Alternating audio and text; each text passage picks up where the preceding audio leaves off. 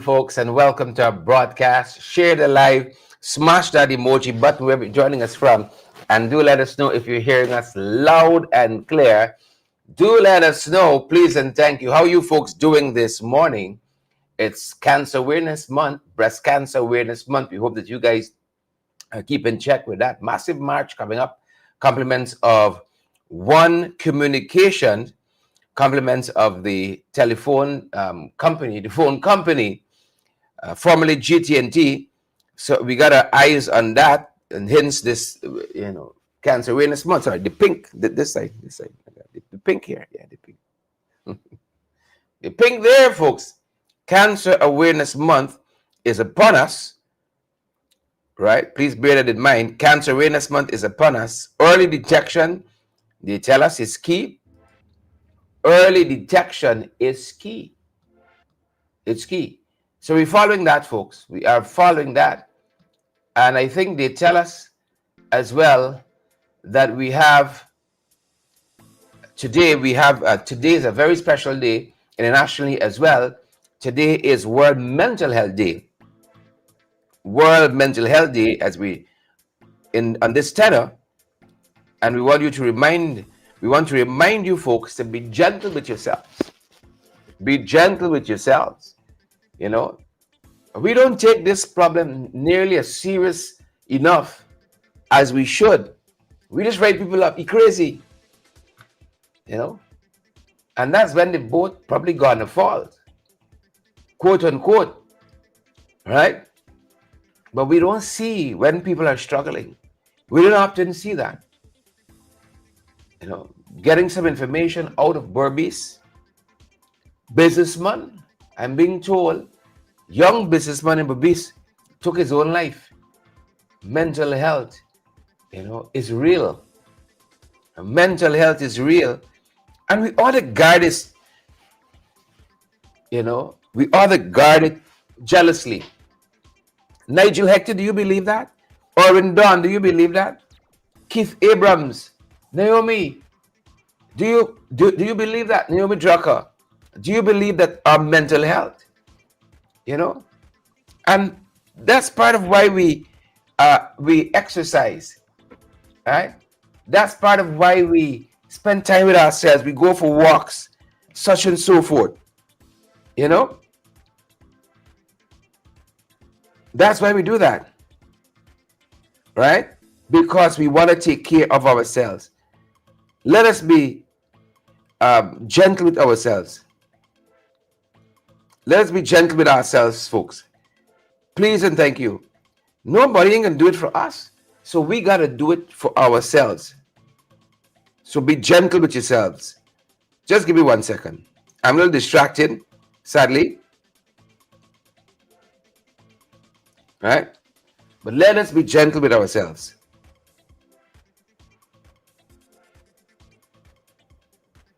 All right, 2 seconds, folks. I'm being distracted at my end.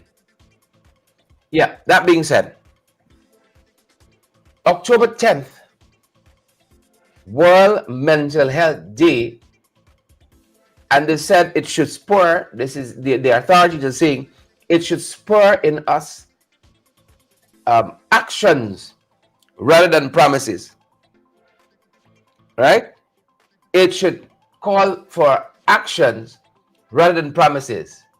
And I saw some comments attributed to Dr. Karen Cummins, who notes that mental health conditions affect 1 in 5 and are worsened by, listen to these things that exacerbate mental health: conflicts, domestic violence, climate hazards, rising living conditions. My God, now we captured here.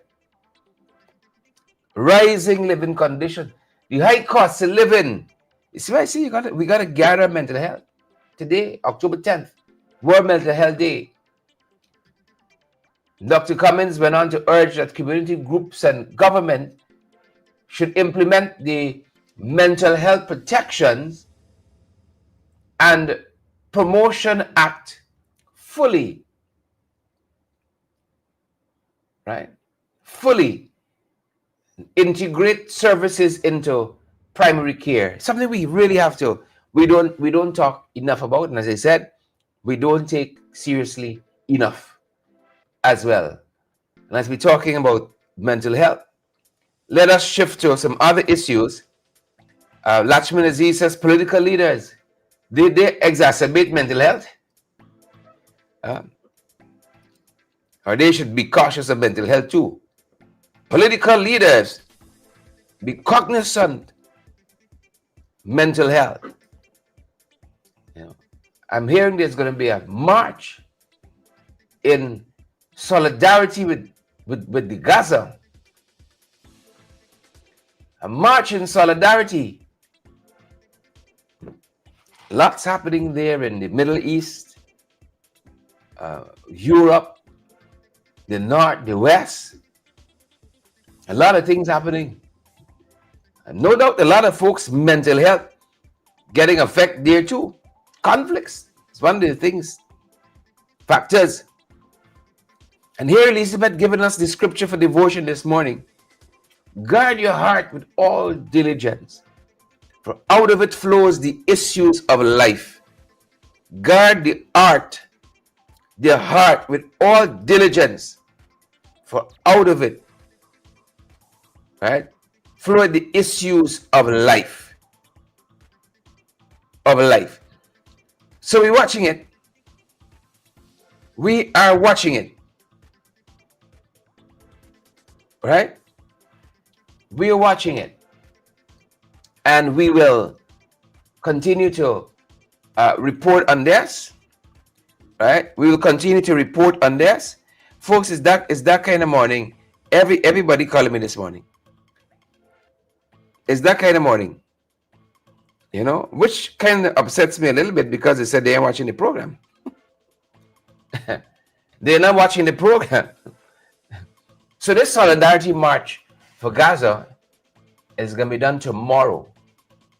It starts at Umanayana and it calls for the immediate ceasefire and withdrawal of Israeli forces from Palestinian territories. The organizers claim that more than 200,000 Palestinians have been killed in 2 years of conflict, and they urge participants to boycott rather to boycott and sanction Israel. Boycott and sanction Israel. That is what they're advocating here. And as I said, the march goes down tomorrow. It starts outside Umanayana, there on High Street. Yeah. Solidarity or whatever it is, too many lives are being lost. Too many lives are being lost. So another issue we're watching this morning, and today is another important day. You got World Mental Health. The month is dedicated to breast cancer awareness. You got other things happening as well. Today, folks, there is the swearing in of our regional councillors. There's the swearing in of our regional councillors today, whether it's region from 1 to 10. Let me put it that way. From region 1 to 10, there's the swearing in of the regional councillors. In particular, folks seem to have the eyes on region 4. Right? 4 seem to have the eyes on region 4. I think the Mohammeds, same difference. We invest in nationhood. Their party and the APNU, I think, got equal seats. And if they're going to hold the chair, I think the Ford Ghana movement vote is going to be instrumental in that regard. I hope I've captured it correctly. So a lot of eyes are watching this. Right? Today it goes down. I think from 1 o'clock this afternoon, around the country, that's what's going to be had. Regional councillors are being sworn in, and then they pick the chairman, they elect the chairman, and I think at a later date they do the individual committees and all of that. Right? So we're told that the PPP has 17 seats. You do the math. WIN has 8 seats. Right? FGM, Ford Ghana movement, has 1 seat. All right? And so this is where we are. Right? And then we got some seats on region 8 and 10. So this is what goes down today, folks. This is what is going down today. And as soon as we have some information on what's happening with these RDCs around the country, we're going to give you guys some update on this. But Amanza has the deciding vote there. We did listen to Amanza also on Sources quite recently, talking about the trials, travails, and challenges of women in leadership, women in politics. And this is what it's all about. We got to rise to those challenges. If you missed it last night, take a look. Women in politics, women in leadership, we have a very difficult time. I think the patriarchal nature of our society does not accommodate women being firm, being principled, and sitting in their truth and in sitting in what they want and being firm about what they want. That was Amanza Walton Desir responding to a question about the attacks she faces within her coalition. She has been called a bully, dishonest, and unprincipled. She's going to Parliament as the representative of her political alliance. However, a member of her coalition isn't supportive. I think we have grown accustomed in our society and politically, and particularly in the political sphere, we've grown accustomed to women always being the ones that are accommodating and moving aside. And so when you see women take a decision that they will determine the course of their destiny, a lot of people are not sure how to react to that. She said that a confident woman is perceived in a certain light. The opposite view holds true for a man, she said. And so what you're seeing, I think, is the manifestation of the difficulties that women in leadership face. I'm unfazed by such labels because I know who I am. She said that women are judged differently from men in other areas. There's something ongoing right now where the First Lady is being bullied online for being too thin. But Odessa Primus and Coretta McDonald are being bullied for being of a certain weight and appearance. And so it doesn't matter where you are as a woman or on what side of the political divide you find yourself as a woman. It seems as though you are always subject to attacks. That is what the leader of the Fortigan movement party said there. Lots of challenges, you know. And you know, it's interesting because I think by nature, they say man, as in humanity, is discontented. You're too fine, you're too fat, you're too tall, you're too short. You know, we got all these flavors. They're like discontented. Tall people want to get short, short. People want to get tall, slim. People want put on size. You know, people with size want to reduce. Man by nature is discontented. You know, but we're watching to Region 4. We're watching to Region 4. And as I said, as soon as we have something substantive to report to you guys, we are going to let you know. But this is not, as I said as well, this is not unique to Region 4. All across the country, all the regions are going to be swearing in their regional representatives, the chairman and the vice chairman and so on for the committee members and so on in those committees and the RDCs. And Region 10 is somewhere we're watching as well, because the vice chair of Region 10, who went to win, who used to be APNU AFC, went to win. He was the vice chair of Region 10. He should be elevated to the chairman of Region 10 today as well. And so I'm looking to that. Mark is a fairly decent guy. I don't know why he made this bad decision. You know, he won't forgive me for saying that. He won't forgive me for saying that. But Mark is one of the good guys. You know, no doubt he can catch himself soon and pop, pop, pop. But so we're watching Region 10, as I said, Region 8 as well. One of those places that we are watching. And as you know, guys, we're on the ground and we can get it right, too. We can get it right. We had some misstep. Did a lot of nonsense, you know, in some instances. But we can get it right. And we're putting our best foot forward, and we're going to do a couple of things different, you know, a couple of things new. And we got to move forward, you know. Naomi trying to distract me here. She said, you mean short boss and the shorter boss. Same story. You know, the whole thing top to bottom, you got to watch you. You got to watch your color choices these days. Roxanne, good to see you. Marlon, O'Neill, and Corinne, Edward, Deborah. Good to have all of you on the broadcast this morning, folks. It's a privilege and a pleasure to have you folks. As usual, a number of things, as I said, we're following what's happening in 4 in terms of the Regional Democratic Council, in 10 and 8 across this country. And let me say broadly, congratulations to all the folks. Make a difference. Make a difference. Make a difference. I say to folks all the time, you know, it doesn't matter what qualifications you have or don't have. You got to bring something to that portfolio you're going to have, that office, that position. You got to bring something to it. And let people say, but I didn't know I could do all that. You know, redefine the thing. And too many of our councillors got X expectation, and then when they meet with Y, they give up. They stop representing the people. We gotta do better. We gotta do better. And look, we were in Caneville quite recently. Plan to do a video about that.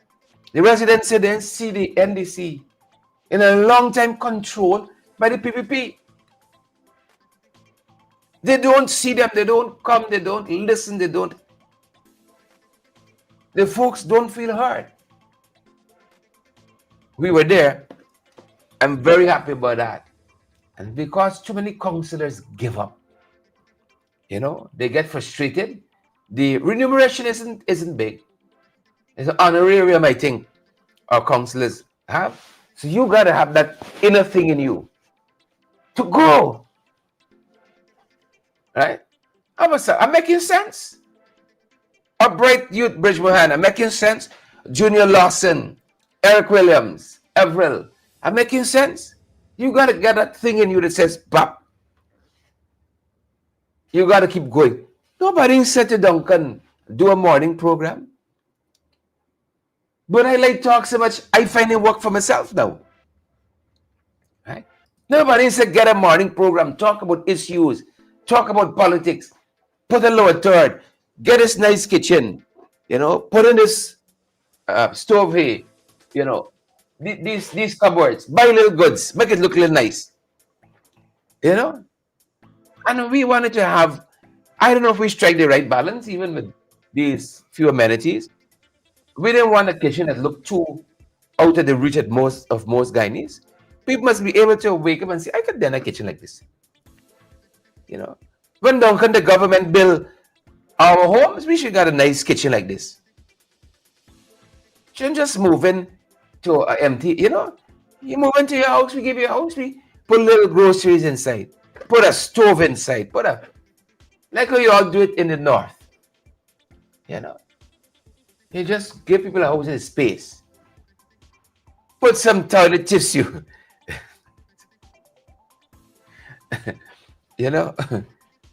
Do something new, something fresh.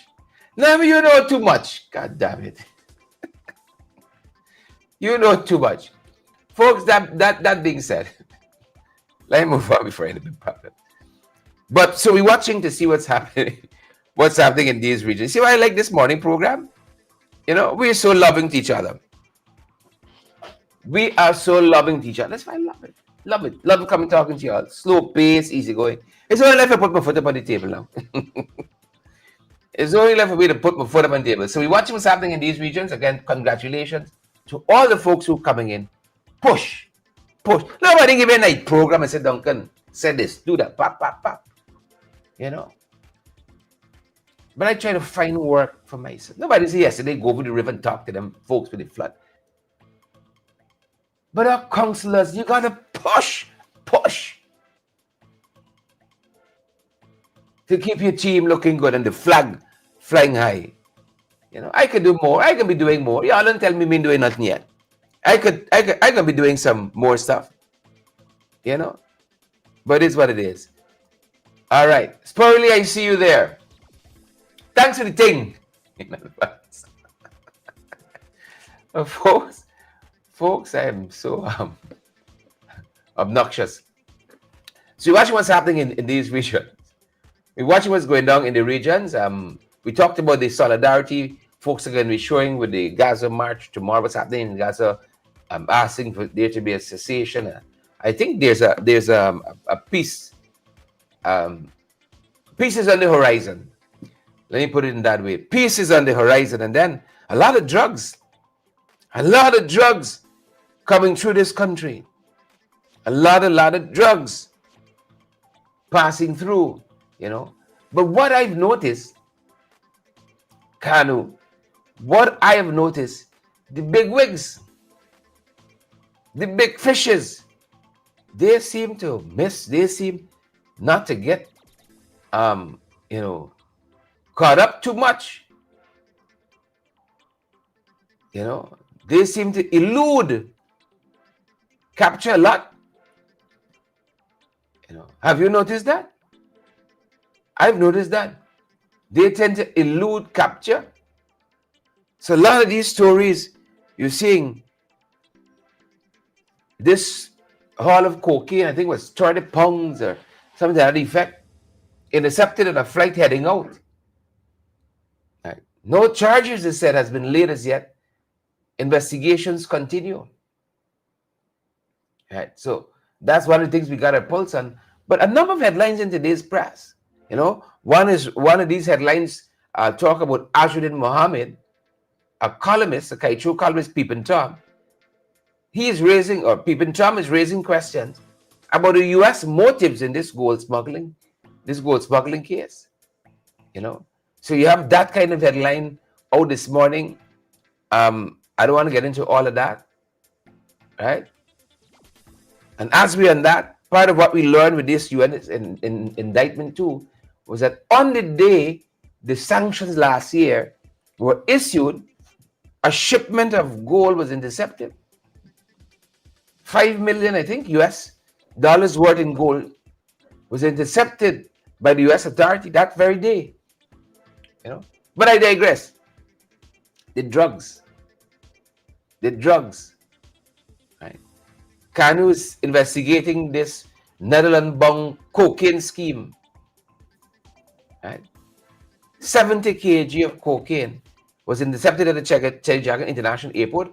8 persons, they said, have been interviewed, but no charges have been laid as yet. Netherlands and Belgium and so on, those seem to be some of the favorite ports now. Right? As we're in the airport, they say they are also doing an investigation. It's bribery scheme, people demanding money. You know, the full investigation has been launched into allegations that staff solicited bribes from passengers to waive overweight baggage fees. Nothing is sacred anymore. Nothing.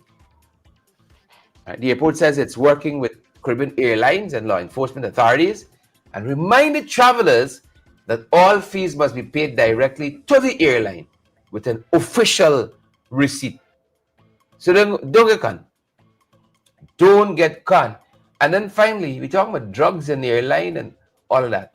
The authorities are telling us that they have launched a national early warning system, the EWS, to detect new psychoactive substances. This is according to Kanu. And Kanu's director, James Singh. He said the system was supported by the Organization of American States, the OAS, and will connect law enforcement, laboratory, and health agencies to identify emerging drugs and issues, and rather to issue rapid alerts. Yep. But again, I want to underscore the point that the big fish, seem to be elusive, like everything else.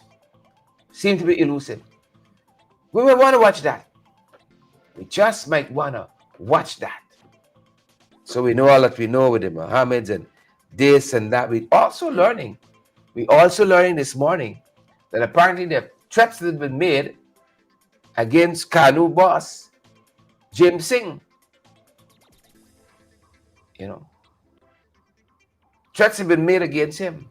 The authorities said that they are investigating these threats against the Kanu director, coming from they say some is it the Spanish? Is it the Spanish? They're working with local and international partners. Threats are coming, right, from a Spanish-speaking cartel. That's all we have. Threats are coming from a Spanish-speaking cartel and the life of the Custom Anti-Narcotics Unit, Kanu's director, James Singh. Right? So you're watching that, folks. One of the things we have our eyes on, right? Can't be threatening people. Can't be threatening people. In all the things we're following, so much.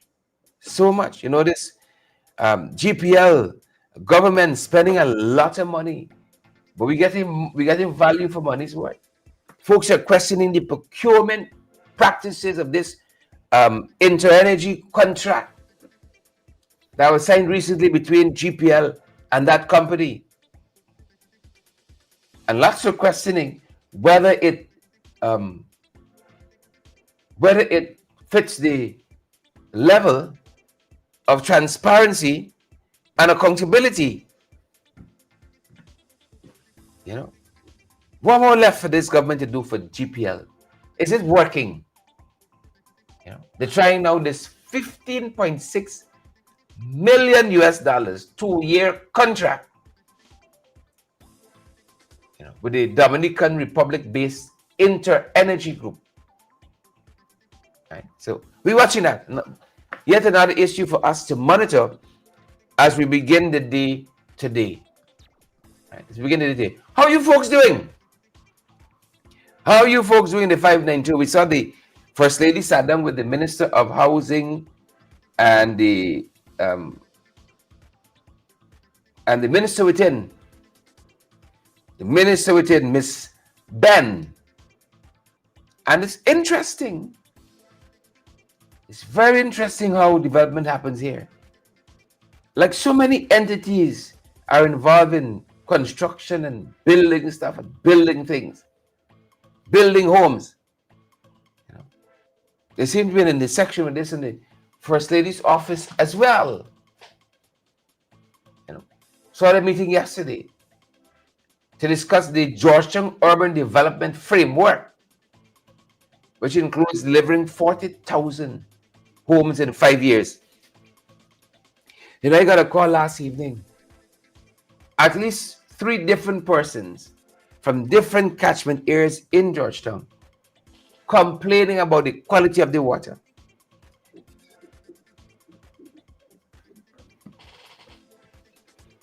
Can we just fix what we have? I like the loftiness like anybody else. 40,000 homes, 50,000 homes. Can we fix the little water problem?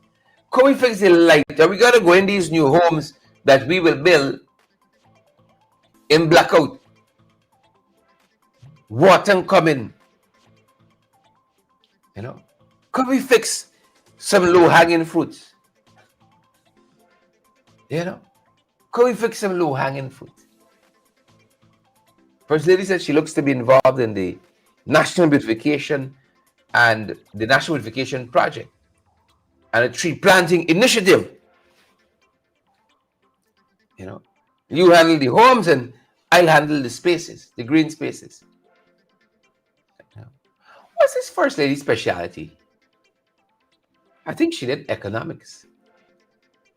I think she did economics. She's going into urban planning now, dipping her hands in some of that urban planning. She looks forward to being part of this, what the Ministry of Housing is doing. God bless your heart.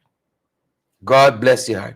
And that being said, I saw the folks, the the cabinet, they found out yesterday along the Linden-Soosdijk Highway and messed with residents, and of course, you had a lot of complaints. A lot of complaints. Linden-Soosdijk Highway. They're just pretending like everything regular. Right? When you talk to the folks at Kurukuru, Long Creek, right? Silver Hill, and so on, you realize nothing irregular. And I told you this. But notice, right? Notice that they're trying to win back the base. That's why they're along this corridor here. That is why they're along this corridor, because they are trying to win back the base. That's what they're trying to do. Right? That is what they're trying to do. Listen to some of the complaints. Elizabeth, Marlin, Maureen, Lana, listen to some of the complaints. Poor water access.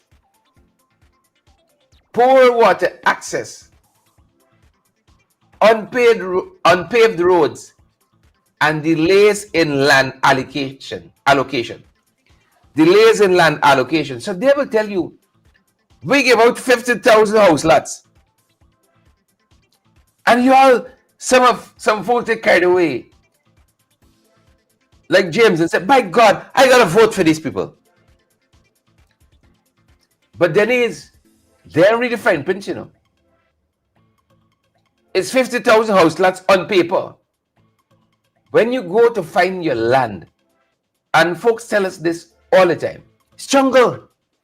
No infrastructure has gone in as yet. No lights, no roads, no water has gone in as yet. You gotta go and chop bush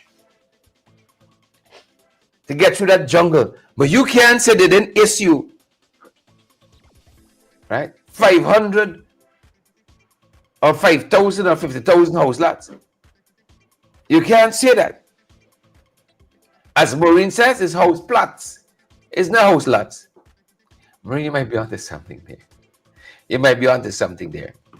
And then I see Naomi again telling us that some people are complaining on Facebook about the conditions people are living under. It's true. Right? It's true. Naomi says she was flabbergasted when one woman said she voted for the PPP,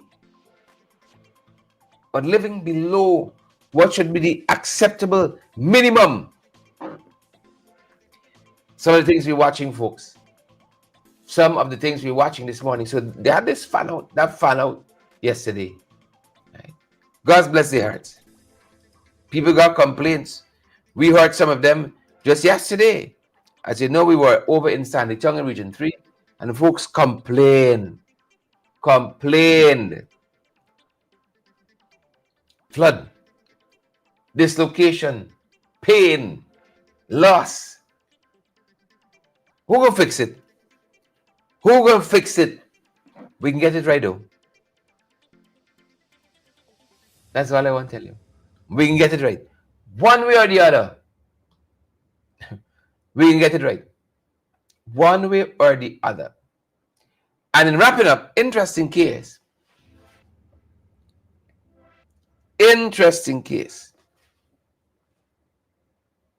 Former photographer from the Ghana Chronicle, Vishwanath Adrian Narain, escaped jail, found guilty of assaulting a co-worker twice. Sexually assaulting a co-worker twice.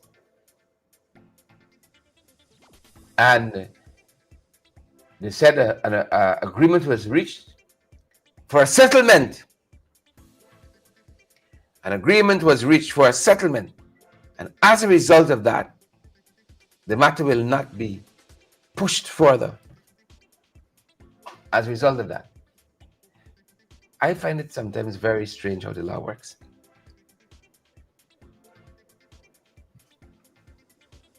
I find it very strange. You know, very strange. But this is not the morning I wanna wheel into the judiciary, the court system, and so on. It's not the morning. As I said, we got a very busy day ahead of us.